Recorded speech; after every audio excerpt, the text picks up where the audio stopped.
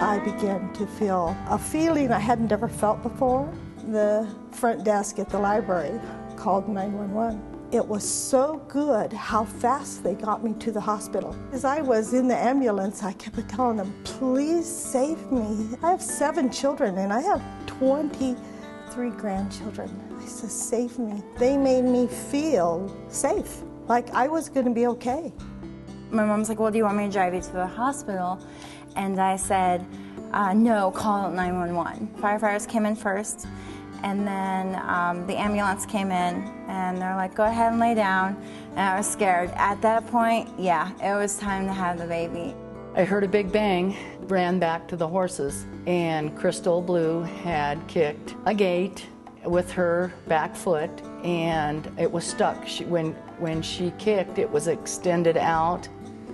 Well, when she tried to pull it back, there was no way she could get it out of there. I was panicked at first. I thought, who can I call to help me?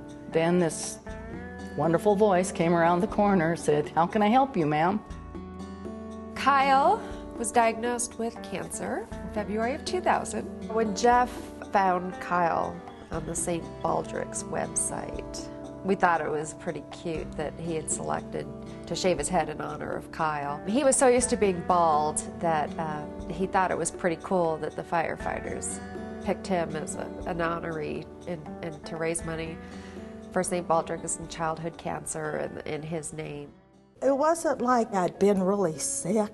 I was fine. Each nurse came to me and they would say, you are so lucky. You are so lucky. I go, well, yeah, I had a heart attack. They says, no, you had what they call is the widowmaker heart attack. They say only 6% of the people survive this heart attack. I get in the ambulance, and lo and behold, I had him, I think, on the highway. It was probably the easiest and fastest labor I've ever had. They were very patient with me and very kind, and I couldn't say thank you anymore for delivering Cyrus safely. They put him against my body and then wrapped me and him up, which I guess the hospital said a lot of some of the paramedics don't do, and so the baby's come in cold, and he came in really warm, and they did everything perfect. One of the firemen stayed with her the whole time, talking to her, keeping her as calm as we could get her. We had her freed within, I think, about 15 minutes. She stood up and her leg was dangling. Unfortunately, we did have to put her down, but the kindness of the firemen, all 3 of them, were overwhelming. They checked up on us. They called and came back by, actually, in the truck to see if I was all right, and I told them I had to tell my granddaughter, and they said, well, bring her up tonight, and we'd like to speak with her and let her know what happened and how we freed Crystal Blue, and we did everything we could do. He developed lung complications. So the transplant took, but his lungs failed in July, so he passed away. The funeral was here in Broomfield, and they said that they would definitely come and bring the fire trucks and support, be there.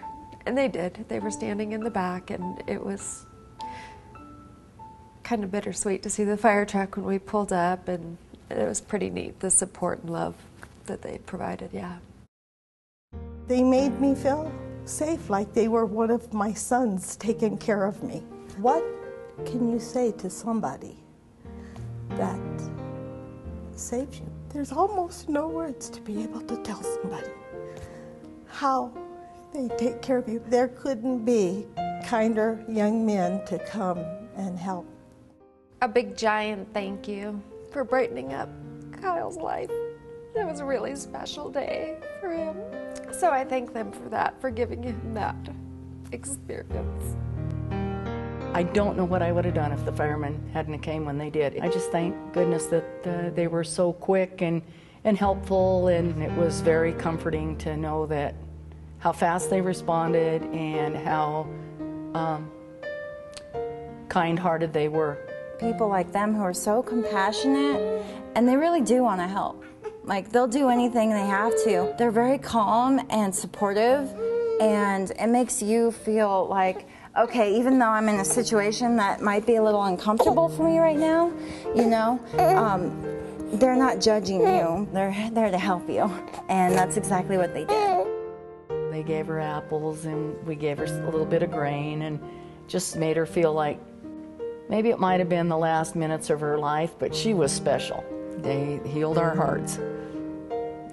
And then if they drive by on a call, they always wave at us, and we know now that they're right there. They're right there, and they would be right there. In a weird way, I feel like they've got my back in this little tight-knit community that we have, so I appreciate everything that they do, and I always will.